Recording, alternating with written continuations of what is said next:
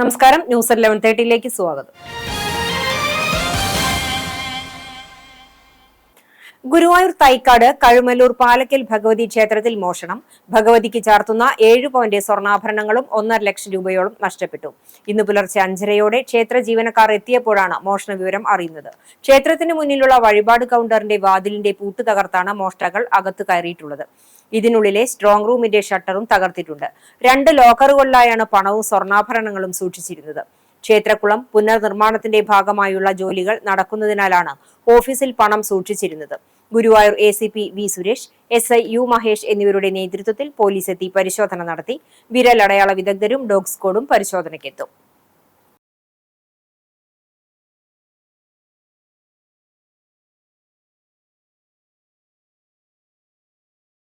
അവിടെ നിന്ന് ഞാൻ ഉടനെ തന്നെ ഓഫീസിൽ ഇവിടെ വന്നു നോക്കുമ്പോൾ ഓഫീസിന്റെ വാതില് പൊളിഞ്ഞെടുക്കുന്നുണ്ട്.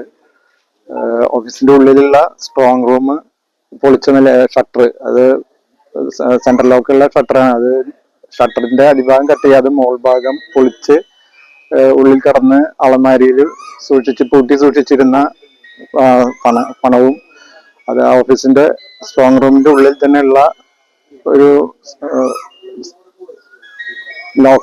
ലോക്കറിൽ വെച്ചിരുന്ന സ്വർണവും നഷ്ടപ്പെട്ടതായിട്ട് കണ്ടു. ഭഗവതിമാർക്ക് ചാർത്താനുള്ള ആഭരണങ്ങളാണ് ലോക്കറിൽ സൂക്ഷിച്ചിരുന്നത്. ഏകദേശം 1,20,000 രൂപയും 7 പവനോളം സ്വർണവുമാണ് നഷ്ടപ്പെട്ടുള്ളത്. ബാംഗ്ലൂരിൽ വിദ്യാഭ്യാസ സ്ഥാപനങ്ങളിലേക്ക് അഡ്മിഷനും വിദ്യാർത്ഥികൾക്ക് താമസ സൗകര്യവും ഒരുക്കി കൊടുക്കുന്നതിന്റെ മറവിൽ വൻ രാസലഹരി വിപണനം നടത്തിവന്നിരുന്ന യുവാവിനെ റൂറൽ ജില്ലാ പോലീസിന്റെ ഡാൻസ് ഓഫ് സംഘം പിടികൂടി.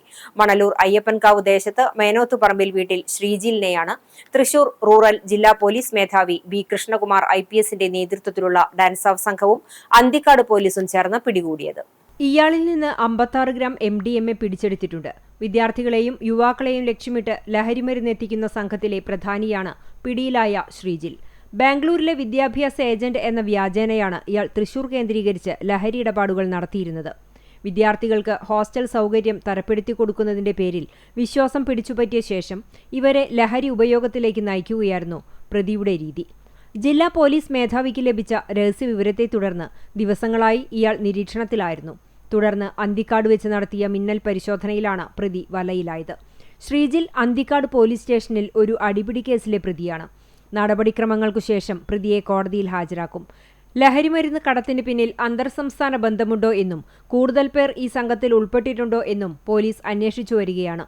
Irinjalakuda DYSP M Santhosh Kumar, narcotic cell DYSP KA Abdul Salam, Cherpu SHO KN Manoj, Anthikad SIമാരായ M Subhash, M Afsal, LL Vishnu, DANSAF SIമാരായ P Jayakrishnan, CR Pradeep, TR Shine, Satheesan Madappattil, PM Moosa, ASIമാരായ Liju Iyani, AU Reji, ES Jeevan, Shijo Thomas, senior CPOമാരായ KN Sohanlal, Soni Xavier, CK Biju, KJ Shindo, V Krishnadas, Surjith Sagar, EA Sreejith എന്നിവരുടെ നേതൃത്വത്തിലുള്ള സംഘത്തിന്റെ ഏറെ നാളായുള്ള അന്വേഷണത്തിനും പരിശ്രമത്തിനും ശേഷമാണ് പ്രതി പിടിയിലായത്. കുന്നംകുളം നഗരമധ്യത്തിലെ ജവഹർ സ്ക്വയർ ബാസ്കറ്റ്ബോൾ കോർട്ട് 17 ലക്ഷം രൂപ ചെലവിൽ അത്യാധുനിക രീതിയിൽ നവീകരിക്കുന്നു. സംസ്ഥാന കായിക വകുപ്പ് അനുവദിച്ച ഫണ്ട് ഉപയോഗിച്ചാണ് നിർമ്മാണ പ്രവർത്തനങ്ങൾ നടത്തുന്നത്. നവീകരണത്തിനുള്ള പ്രാഥമിക നടപടികൾ പൂർത്തീകരിച്ച സാഹചര്യത്തിൽ പദ്ധതിയുടെ തുടർ പ്രവർത്തനങ്ങൾ ചർച്ച ചെയ്യുന്നതിനായി നഗരസഭാ ചെയർപേഴ്സൺ സൗമ്യ അനിലന്റെ അധ്യക്ഷതയിൽ പ്രത്യേക യോഗം ചേർന്നു. നഗരത്തിലെ കായിക താരങ്ങൾക്ക് മികച്ച പരിശീലന സൗകര്യമൊരുക്കുക എന്ന ലക്ഷ്യത്തോടെയാണ് ഈ പദ്ധതി നടപ്പിലാക്കുന്നത്. യോഗത്തിൽ പൊതുമരാമത്ത് standing committee chairperson T Somasekharan, ആരോഗ്യകാര്യ standing committee chairperson Misha Sebastian, ക്ഷേമകാര്യ standing committee chairperson Mini Monsy, വിദ്യാഭ്യാസ standing committee chairperson Arsha Jiju എന്നിവർ പങ്കെടുത്തു. കൂടാതെ കൌൺസിൽ കക്ഷി നേതാക്കളായ Shaji Alikkal, sports council assistant engineer Nirmal, basketball പരിശീലകരായ അലക്സ്, ജോബി എന്നിവരും നിർമ്മാണ പ്രവർത്തനങ്ങളെക്കുറിച്ചുള്ള നിർദ്ദേശങ്ങൾ പങ്കുവച്ചു. വരും ദിവസങ്ങളിൽ തന്നെ കോർട്ടിന്റെ നവീകരണ ജോലികൾ ആരംഭിക്കാനാണ് നഗരസഭയുടെ തീരുമാനം.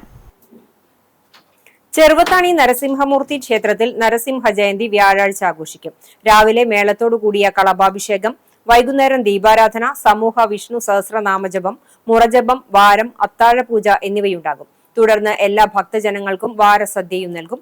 വിശേഷാൽ പൂജകൾക്ക് ക്ഷേത്രം തന്ത്രി മഠത്തിൽ മുണ്ടയൂർ ദിവാകരൻ നമ്പൂതിരി മേൽശാന്തി, പിള്ളനേഴി പ്രസാദ് നമ്പൂതിരി എന്നിവർ കാർമ്മികരാകും.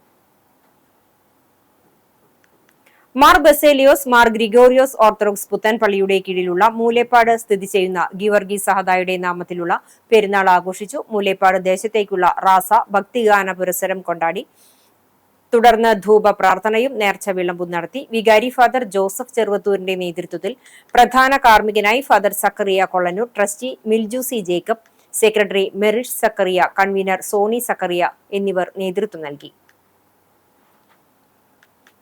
ചാലിശ്ശേരി ഗവൺമെന്റ് ഹയർ സെക്കൻഡറി സ്കൂളിൽ ഹയർ സെക്കൻഡറി വിഭാഗത്തിൽ താൽക്കാലിക ഒഴിവിലേക്ക് ദിവസവേതനാടിസ്ഥാനത്തിൽ അധ്യാപകരെ നിയമിക്കുന്നതിനുള്ള അഭിമുഖം മെയ് 13 ബുധനാഴ്ച രാവിലെ 11 മണിക്ക് സ്കൂൾ ഓഫീസിൽ നടക്കും. Maths, physics, chemistry, Malayalam, English എന്നീ വിഷയങ്ങളിലാണ് ഒഴിവുകൾ. ബന്ധപ്പെട്ട വിഷയത്തിൽ PG, BEd സെറ്റ് യോഗ്യരായ ഉദ്യോഗാർത്ഥികൾ അസൽ സർട്ടിഫിക്കറ്റുകൾ സഹിതം ഹാജരാകണം. Phone number 94 47 55 32 84.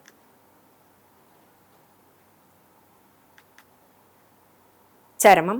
കക്കാട് മുനിമട പൊന്നരാശ്ശേരി അപ്പുക്കുട്ടി മകൻ മോഹനൻ നിര്യാതനായി 71 വയസ്സായിരുന്നു. സംസ്കാരം ബുധനാഴ്ച ഉച്ചയ്ക്ക് 2:30 കുന്നുകുളം വാതക ശ്മശാനത്തിൽ നടത്തും. ജയന്തി ഭാര്യയും ജിബിൻ മകനുമാണ്. ആൽത്തറ കിഴക്കേക്കര ഞാലിൽ പരേതനായ അച്യുതൻ ഭാര്യ ചക്കി നിര്യാതയായി 90 വയസ്സായിരുന്നു. സംസ്കാരം 2 മണിക്ക് ചെറുതുരുത്തി ശാന്തി തീരത്ത് നടക്കും. ശിവരാമൻ, പരമേശ്വരൻ, പത്മിനി, അമ്മിണി, ലീല, സരസ്വതി എന്നിവർ മക്കളാണ്. ഇതോടെ ന്യൂസ് at 11:30 സമാപിക്കുന്നു. നമസ്കാരം.